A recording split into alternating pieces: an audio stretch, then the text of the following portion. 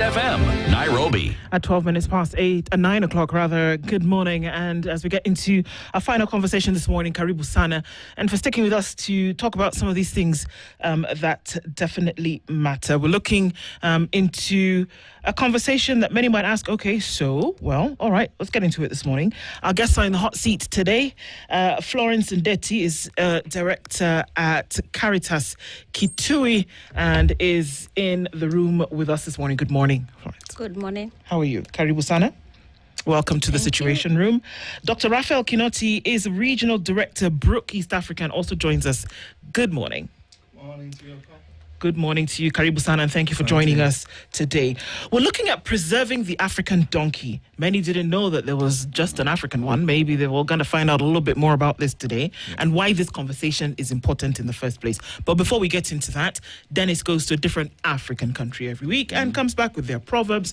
We'd love to get your interpretation of it. So we are in Eritrea, and Eritrea became a country pretty much, or rather got independent in 1993 after 30 years of war with Ethiopia.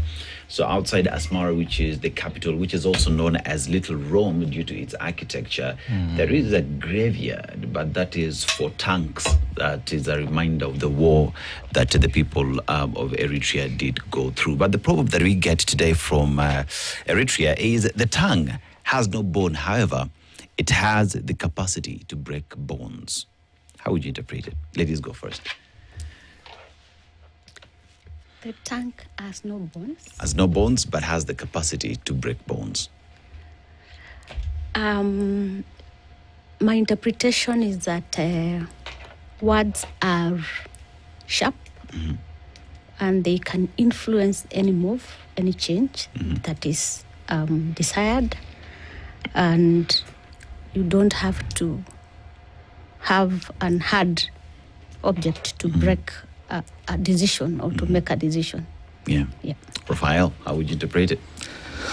Actually, it takes me back many, many years before Kenya formed the National Cohesion and Integration Commission, when bad talk really took us too far.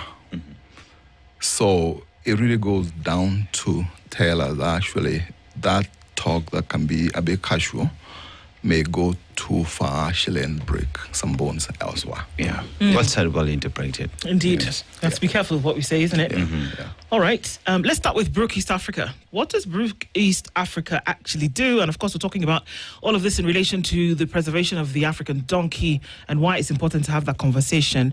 Let's start off with what Brook does. Okay, thank you, Uncle. Brook East Africa is, we are an animal welfare organization, actually, an NGO, non-government organization. We have headquarters in the UK in London, but then we've been doing animal welfare and in particular equine welfare for the last 91 years. So Brook was begun in 1934 in Egypt, but then for all those years we've been working for the welfare of working animals. And when I say working animals, I mean the horse, the donkey, and the mule. These are animals that don't produce necessarily meat for people or food for people, but they move things in significant ways that actually help communities. So that's our work in Kenya. We began work in 2001. So we've been around for the last 25 years around the country, mainly really with local communities and helping them on how to take care of one critical animal, the donkey, which you don't find in many policies in the country, but then that's where we are, working with people who own actually working animals. Yeah, and one would then ask Florence, with Brook and what it is they do, how does then you come in to ensure that these animals, the African donkey, is protected? Because, first of all, African donkey, one would just think, we've always thought just a donkey is a donkey, So when you talk about protecting the African donkey, what forces us to do that? Why is that a concern as we speak today? Okay, thank you. Take you back to Caritas Kitui, which is the development department of the Catholic Church in Kitui. We are partners with Brook, and as we are in contact with the donkey owners and donkey users, our inspiration to the donkey is informed by the treatment, the handling of the donkey by the donkey owners and users, which was informed by study that we did on how people handle the donkey and how much they appreciate the donkey. There were so many gaps that came in, that feeding was an issue, watering was an issue, handling, harnessing, and treatment also when the donkey is sick, because it's always treated like, previously we used to say other animal, donkeys eat courtesy of cattle. But now it is the reverse, because there was no appreciation for the work that it does, economic work, social support to the households.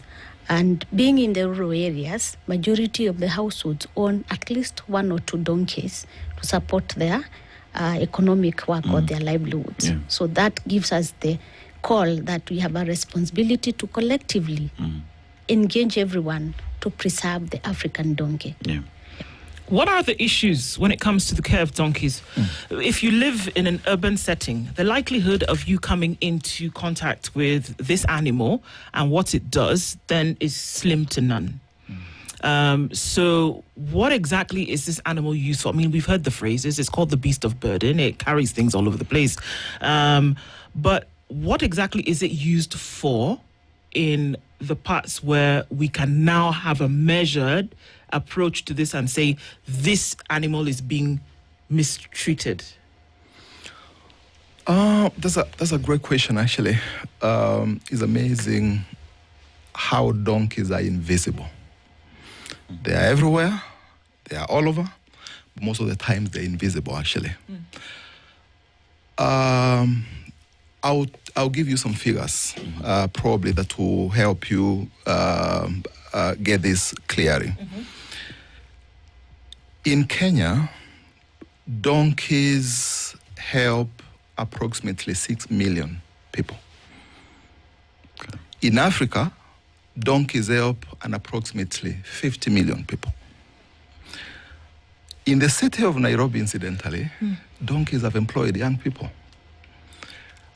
I'll give you examples of Ruai, where you go and find donkeys every single day, ferrying water to construction site, moving people. Donkeys actually cleaning the city. There are young boys actually who have donkeys that have donkey carts, and they are ferrying, waste material every single day. Okay. So donkeys are so much embedded in the livelihoods of people.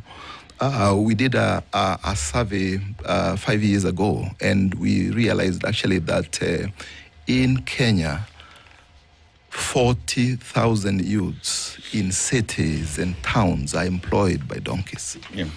So the numbers are very significant. And that's why we're saying this animal is so critical to the livelihoods of people. Yeah. The estimates are actually that one donkey is taking care of between 3 to 5 people.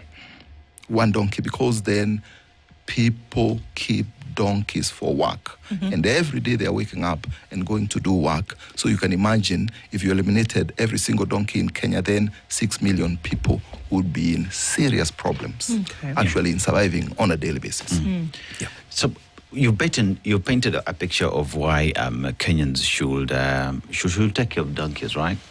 But then again, there is also the aspect of over time. I don't know. You correct me if I'm wrong. Over time, and with the development going up, right? People have rather moved away from using the donkey as before, because now we have cars, we have roads, and all these things, right?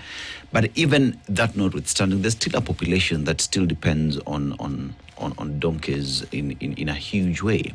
So then how do we have these conversations for everybody, whether you are there to just look at a donkey, you're using it for work, or you are just passing by a donkey, everybody to respect what a donkey does to the societies that we do have? How do we have these conversations so that everybody is part and parcel of these conversations? Okay, thank you for that question. Development has come, but to who? because majority of the figures that have been given by Daktari is the rural population. The roads are inaccessible. The motorbikes that are said to replace or could be used by the households, most of the households may not afford. If they afford, there's a question of maintenance and fueling. Donkeys are free labor that can be used by children, by women without any strain. Because as much as we are approaching development, it is not yet there. So for now, the donkey is as valuable as most women would refer them in Kitui, that they are second husbands. Based on the research that Dr. has talked about, it gave us a figure that a donkey within a household, a single donkey, cumulatively can earn an household around 11,000. How many people are able to work and earn 11,000 in a month? Okay. It's near impossible. What are these animals doing? What services essentially are they providing for these families? Basic services are transportation of water, especially from our region in Kitui. And by the way, Kitui, we have 10% of the donkeys that Dr. has talked about. Transportation of water, transportation of sick people in areas which are not accessible, transportation of farm produce from the farm to the households, from the household to the market and the reverse, from the market to the households where it is necessary. The donkeys also serve the other livestock in the house by providing water. They fetch the water they bring, so it is given to the other livestock. We also have in other areas within the country where they are used for transportation, especially the pastoralists. They move with their luggage from one point to the other. So the donkeys are means of transport. We've seen in other areas where in peri-urban centers, they are being used by the youth for economic empowerment in construction, movement of construction materials, movement of goods from one point, like Mwea, movement of rice from the farms to the market. So that is basically the broader work. But there is a silent work that is never mentioned in most, and it is not documented. In our area where we come from, for example, it's the season of pigeon pea, Bahazi. Yeah. Do you know the waste of donkey has historically been used? You collect the waste, you burn it within the plant at the farm, and there are no insects. That is not documented anywhere. It has been there historically, and without the donkey, the poor person who cannot afford the pesticides from the shops or from the agrovets survives with that. So without the donkey, then it means this farmer is in a problem. Again, even with the agrovets, we have counterfeit, where you buy, you spray, and nothing changes. But the donkey waste has been confirmed as a cushion to that need. So we need to continue working and preserving the donkey. But when development comes, we cannot resist. Let it come, we'll transition. Okay. That is my basic approach. Yet, Daktari, with the importance of donkeys and those who own donkeys, then there is the other side of things where owners of donkeys have been seen not to be taking care of these animals, despite the fact that they give them 11,000 shillings a month of all the work that they are doing, pesticides that you're now getting into our farms. They've not taken care of these animals. You find someone is using a donkey and is whipping the donkey to a point where you're asking, why do you do that? You know. So then we also have to speak to the owners of these donkeys and the importance of taking care of these animals. In your research, perhaps, or even when you just speak to the owners of these animals, what will it take for us to see proper treatment of these animals? Because if we depend on them, we must treat them right. Because even in our homes, earlier you said, every other livestock in the community or in our bomas would be fed first. Then the donkey is an afterthought. No, exactly. I think one of the undoing of the donkey is that it's a very resilient animal. Actually, is the most resilient animal that we have as livestock. And it's resilient because of its history. Do you know, Dennis, the donkey is the only livestock that was first domesticated in Africa? Yeah. Every donkey that you see anywhere in the world came from Africa. in the world. There's significant numbers of donkeys, whether they're in Asia or the Americas or wherever, but they all came from here. So the donkey is made for Africa. Resilient, tough, everything around it, from its morphology, from the ears to the sound it produces, to the limbs, to the color, to everything. The donkey is for Africa. Very resilient.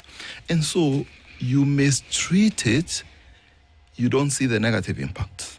It still keeps going. And that is what really keeps cheating people. Actually, this animal, whatever thing I want to do to it, I can still do to it, and it still keeps going and keeps going. But we've seen donkeys actually succumb to the heavy loads, the heavy burdens. We've gone to Moya, for example, and found, a cart full of rice, 16 bags of rice. You can imagine how 16 90 kg bags of rice, and 2 donkeys are pulling that, They won't pull that for long. Donkeys can live for over 20 years, but on average, you find donkeys in places like Moya won't live beyond 10 years. Okay. Because then of the mistreatment, the hard work that they have had to go through, all this. And actually, that's why we go out to the communities and tell them this animal feels pain, is a sentient being.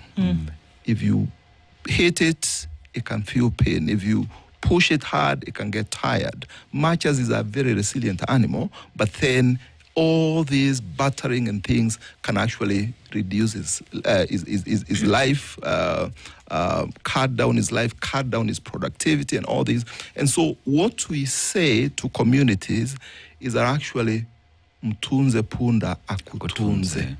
You take care of the donkey, it takes care of you. Okay. Actually, I found in Tanzania, there is a saying that punda afe mzigo ufike. There's a common saying out there. But actually, Tanzanians have discovered actually is punda afe uwe punda we mwenyewe. Do you find that societies where there's almost a total reliance on this animal then take care of them better? I'm going to use the Lamu example. Lamu made up of an archipelago.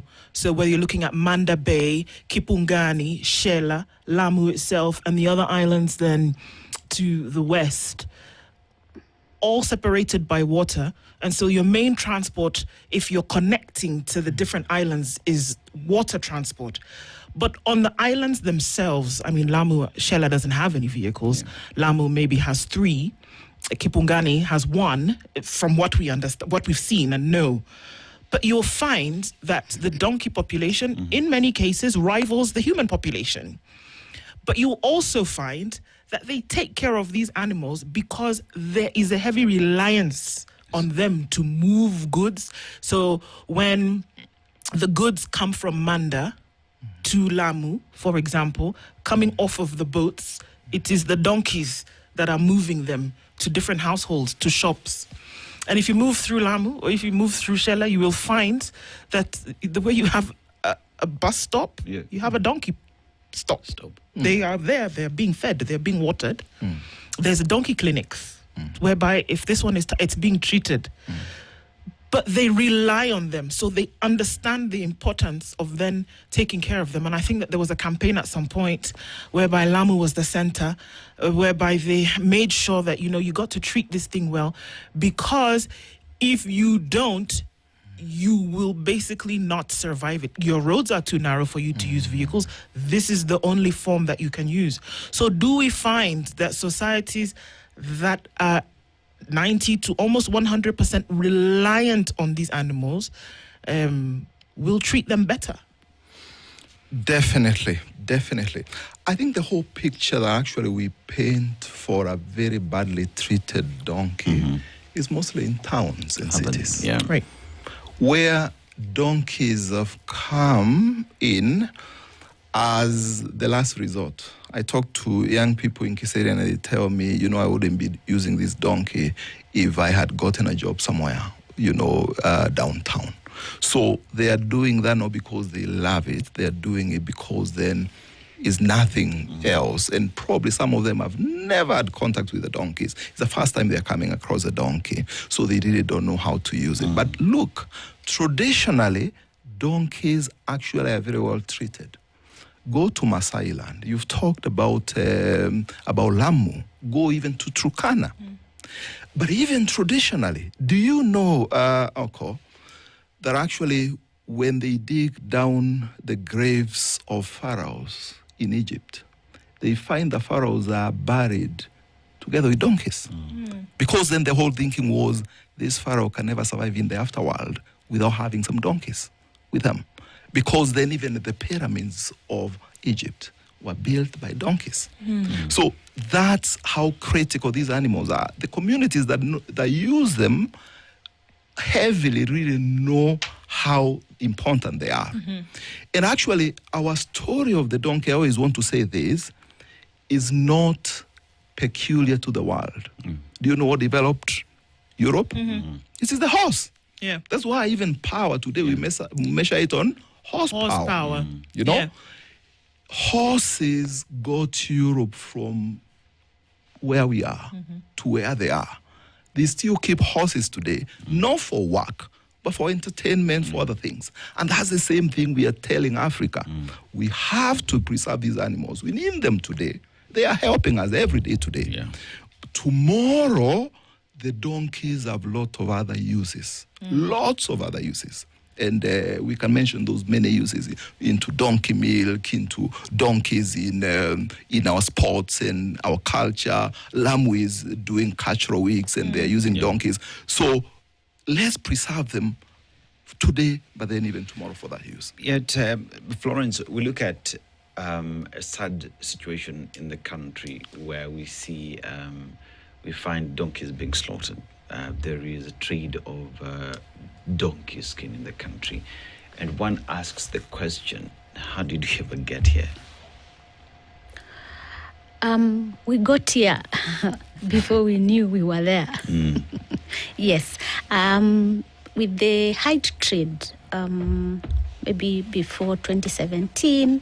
2017 is when we became to realize, yes, this is happening. And we knew previously, we had a law in Kenya that had not provided for donkey as meat. But our Kenyans in Turkana were eating meat. So the country went into review of the law and donkey was clustered as meat animal, but not as for trade. From my understanding, based on that opening, the trade came in. And then there's the interest in the skin, which came, and then the theft started. Actually, the trade started with a bit of theft. You wake up in the morning, your donkey is just skinned behind the house. You are left with the carcass, the skin is gone.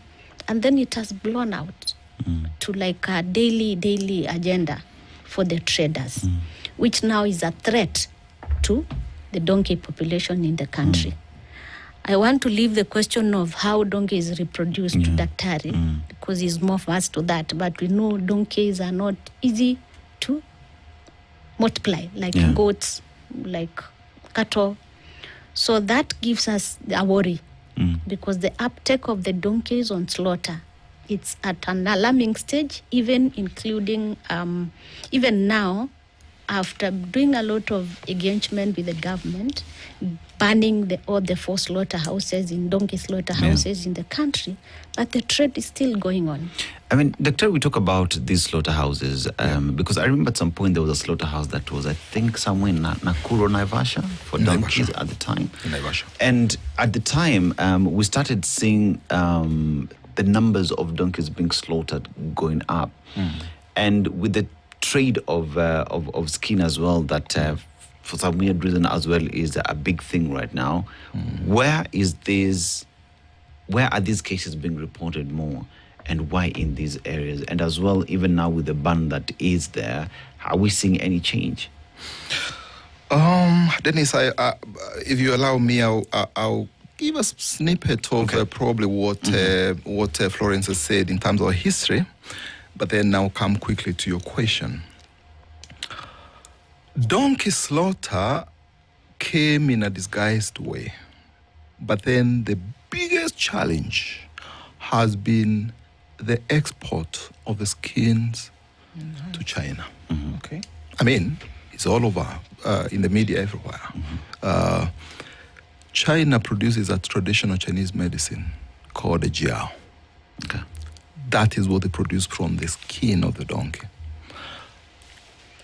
So you already know lots of other traditional Chinese medicines, like what is driving our rhinos into extinction, our elephants into extinction with the tusk and the rhino horn and all that, is in the same line, actually. When we established the first donkey slaughterhouse in Naivasha in 2016, that's when we opened the can of worms. Because then the young people, sorry that we have this big group of young people who don't have job, they began seeing a very easy way of actually, you just go, steal someone's donkey, slaughter it in the bush, get the skin, smuggle it into some trader, you know, who will actually be able to get the skin out there. A jiao out there is very costly, and it's been a traditional Chinese medicine for many, many years. But as time went on, you know, the economy of China has been growing, so more people can afford it. And so then the demand has gone higher. China has had 11 million donkeys by 1996. Today, their numbers of donkeys have gone below 2 million. So now they have to seek for skins from Africa and elsewhere. And that is what is driving the stealing and the slaughter of donkeys in the bushes. That is where the biggest challenge is. And it's a big, big crisis.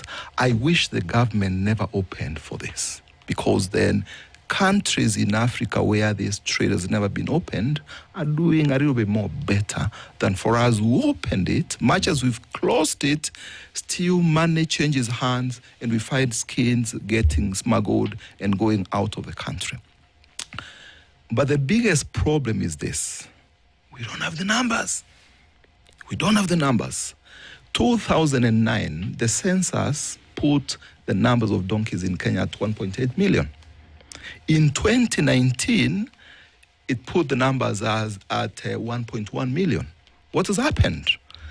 We've lost in 10 years 44% of our species population. So then Calro produced a report in 2019 and told us, if you continue slaughtering these donkeys, by between 2024 and 2025, you'll be slaughtering your last donkey. That's when the government really needed a knee-jerk reaction and closed the slaughterhouses. But the problem we have as of now is the illegal smuggling of this. And what we are saying is that actually the port of Mombasa, we really have to be very, very careful. We are exporting donkey skins, probably declaring them as goat skins or cattle skins, but then we are losing donkeys, we are losing livelihoods for our people. Is a huge loss for the country, is a zero-sum game for the country in terms of actually our animals going out there and the country getting almost nothing. So in order for something to leave the country, somebody's got to oversee that process. If they're leaving, because I think what we've established here is that what you said, Florence, is that people are not slaughtering donkeys necessarily for the meat. There's no ban on ingesting donkey meat in the country. I mean, but just not for trade, is what we are saying. But we don't find that people's appetite really is for this meat, right? So the interest here is in the skins and hides that Dr. Kinoti talks about that leave the country. But somebody is overseeing that process. Somebody is allowing them to leave. And one would imagine that the folks who keep up the standards know very well if this is a goat hide or if it's a donkey hide. But somebody is allowing that to happen. Where is the relationship between this regulation and government operations such as trade and immigration that allows things to move? Is there an understanding between, okay, so we're the last port of call literally for things to leave the country, and the understanding that this animal, which is a direct source of income, it's economic driver, could actually be leaving the country? You see what I'm saying? Is there an agreement even at these ports to say, okay guys, we need to be on the alert because we know that these hides and skins are leaving the country? Or is it just, okay, any other day, whatever is passing, let it pass? I want to maybe contribute to that, referencing a case we had last month in Kitui. We had the Mount Agency arrested a container ferrying donkey skin at Kanyonyo, 3721 pieces. 3,721 pieces. Yes, so month. are we essentially saying that is 3,721 donkeys? Yes. Dead. Last month? Dead. Okay. And when the Mount Agency, they arrest, they hand over to the nearest police station. And the case went to court. And the way things went, we even understand the procedure up to now, because we were given a hearing in the following week, but on a Friday, this guy went to court. They were told the two issues which were raised, movement without, the guys didn't have a single document. Actually, they produced documents from Uganda, Mogotio and other places. And the others were on loading of skins dated 2025. But on a Friday, they were declared that they can move with their goods. They left with the same skins? They left with, the container left. And then there was a second arrest at Kidimani. The container went in there. We demanded that, because at Kanyonyo, at Kidimani, we had verified the donkey skin. At Kidimani, the guys noted they were carrying goat skins.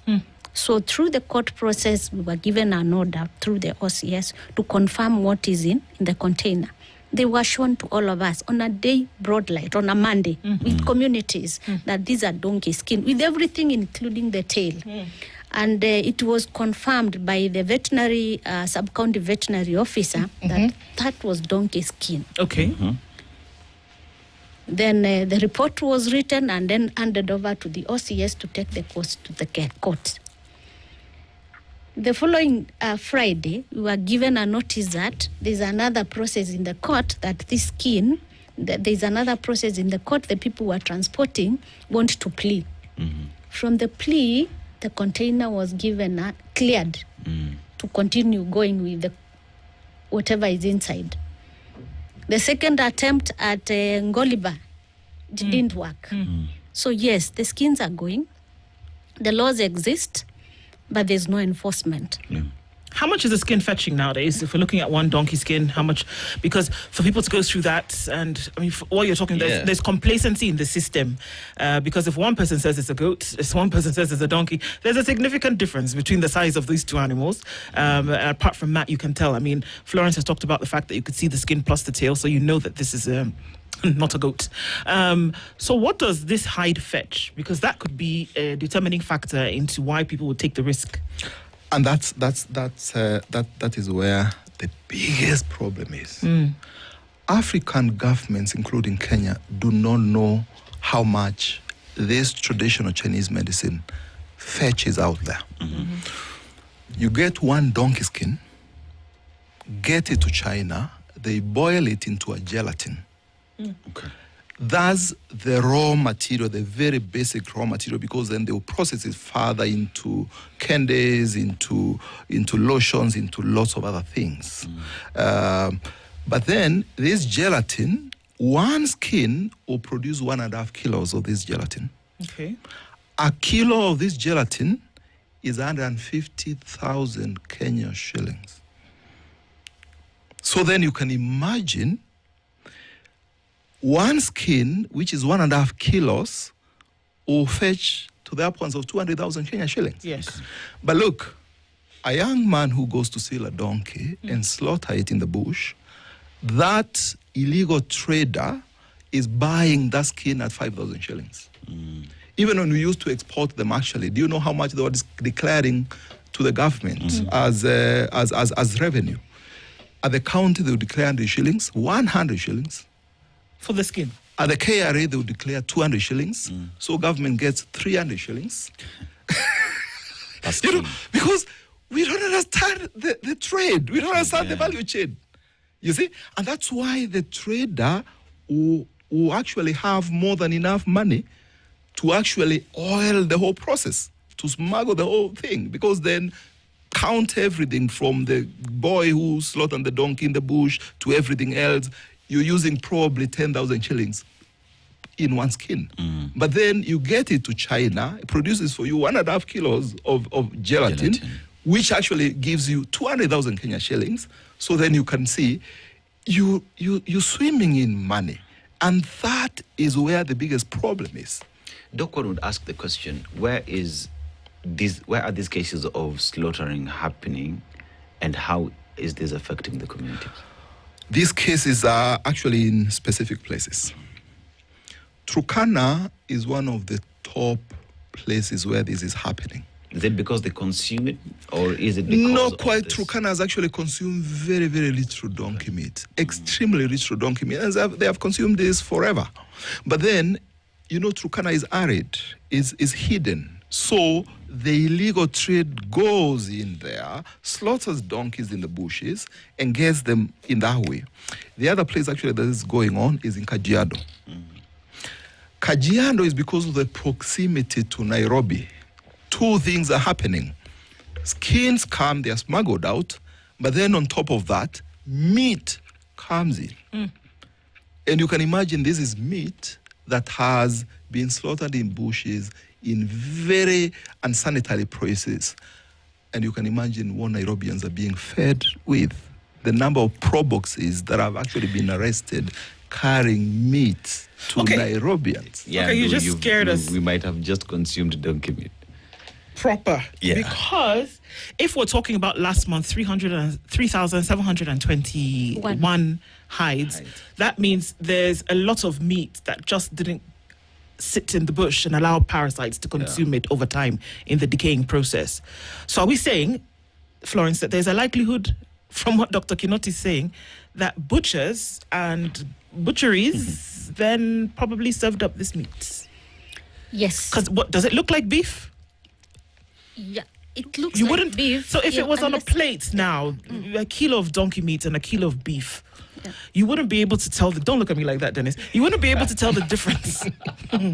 Hey, God, you wouldn't be able to tell the difference Sure, between the two. you can't tell the difference. And one of the worries that we have, like us in Kitui, we are in entry to Nairobi. Yes. So we have, last year alone, we had the arrest of 4 vehicles. Nissan with the only driver seat packed with meat Hey. and skin heading to Gunny bags. Nairobi. Prado, pickups, Probox on their way to Nairobi with skin aside, meat aside, and matumbo. I beg your Tribe. pardon. Yes. Okay. The Kali tribe. I got you. All right. So meat gets to the butcheries, either the normal ones we know, or there's somebody who was explaining and telling me around the Bama that there's a guy who walks around with a bucket of liver. So could this be donkey liver? Then I was like, I can't tell because it has to be tested. Or the veterinary doctors must verify it is meat from donkey. But the meat is getting access to our people. This fellow with his bucket is hawking He's liver hawking to the liver. different whom now. People who are selling. Residents Oh, God, at okay. the People at the streets who are... at the streets, if you have your 100, you have 50 bob, you get your piece. So he was concerned, could this be donkey liver or something? Then I said, I cannot confirm because this has to be confirmed by the professionals, not a lay person like me. So, yes, we've taken donkey meat unaware. The skin is getting to China. And sometimes they also leave everything to the slaughter site. They do just shallow burial sites, but then you find the dogs, birds, and every other wild animal coming to feed in there. We had 2 sites in Kitui of illegal slaughter, and there was a lot of bones all over, birds, dogs feeding into that. But yes, the problem is here with us. Doc. Sorry. You see, all right. You know, it's because once or twice I've bought meat at Bama. So The truth comes out. anyway, So we find ourselves in this. I want to look at communities because where this is happening, we've just established, is not in towns, because in towns we do not have many donkeys. We have these in rural areas. And we talk about the Turkanas, Kitui and Kajiado, where they depend on donkeys. And this is where we also find a lot of slaughtering is happening. In these communities who do not have these roads that depend on these donkeys to go about their businesses, how does it look like for them after the source of their livelihood, that which they depend on to get goods from one point to the other for construction in these spaces? If we're seeing the numbers of donkeys and the numbers you're seeing being taken out, what does it mean to the locals in terms of continuance of their lives in normalcy?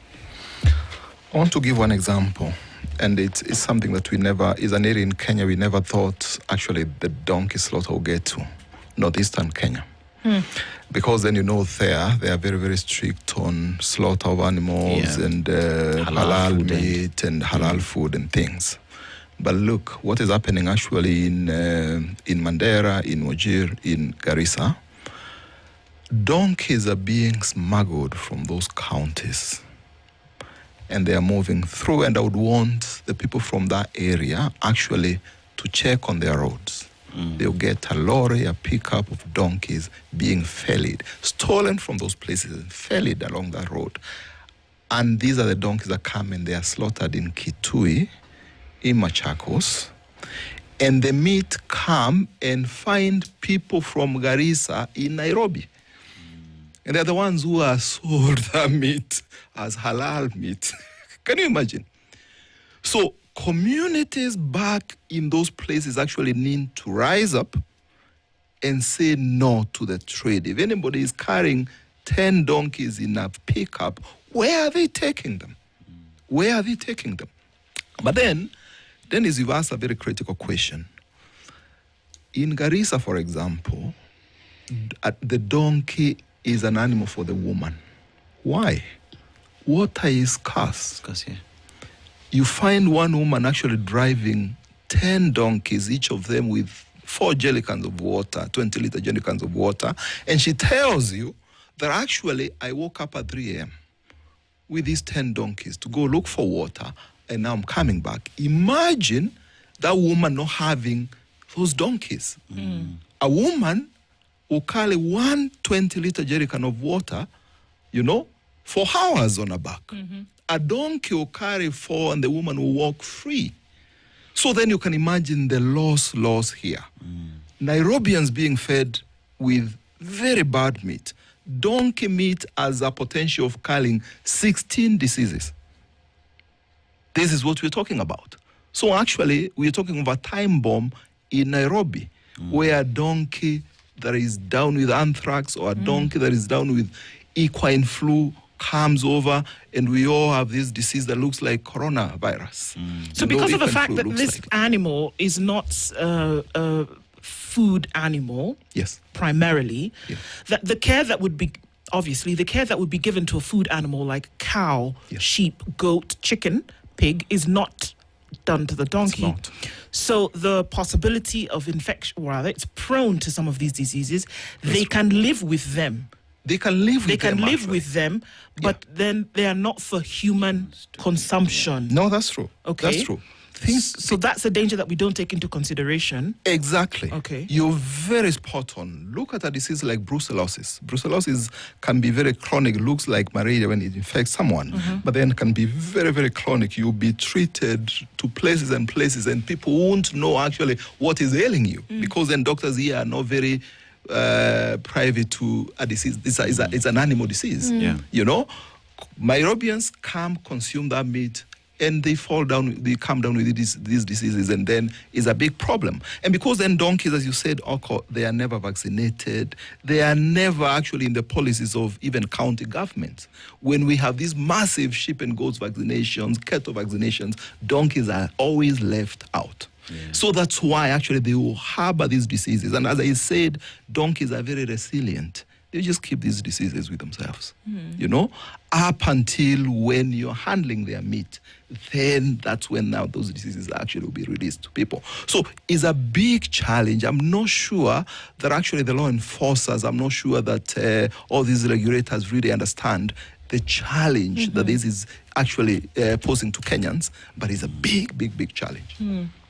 Florence, even as looking at this conversation now, of course, there are communities that are caring for their animals because they understand, what it does for them economically. But if you look at the wider global picture here, can communities and the care that they have for their animals translate to that global where we're saying, keep them, watch over them, make sure that they're cared for, and find a way to then disallow the theft of them?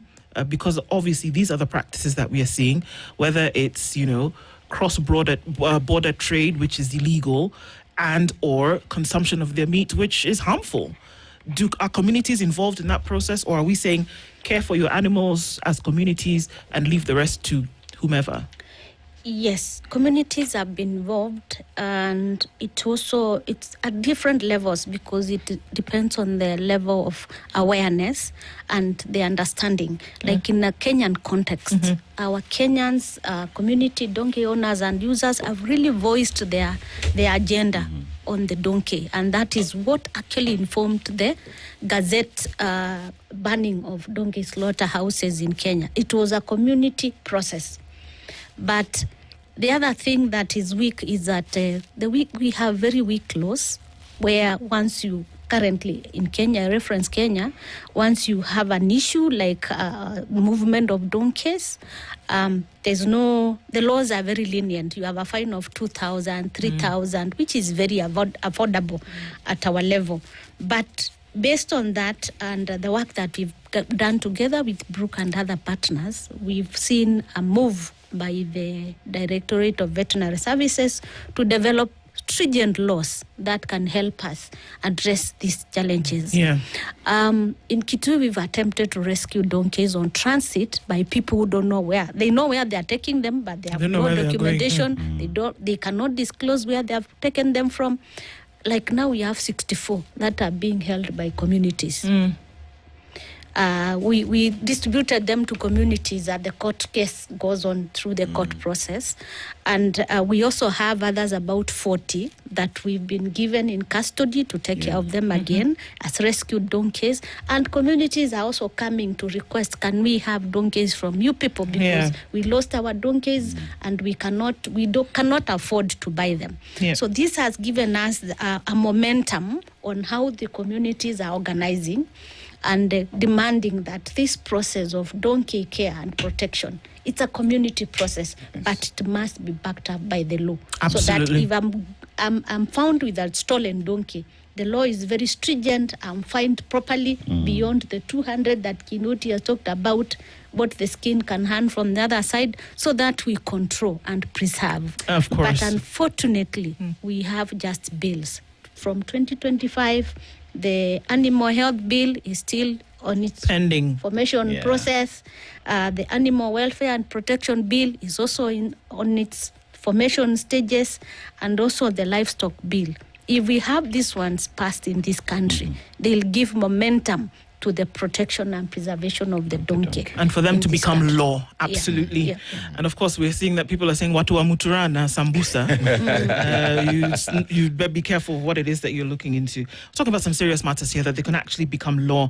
Florence Ndeti is the Director, Caritas Kitui, and Dr. Raphael Kinoti, Regional Director, Brooke East Africa. These are important issues. Thank you for being here to highlight them when we continue pushing on this agenda. Thank you so much. Too. Thank you for everybody who tuned into the Situation Room this morning to discuss these issues necessary for us to do. Ndu and Dennis saying, have a wonderful day. We'll talk again tomorrow. Good morning. 10:01.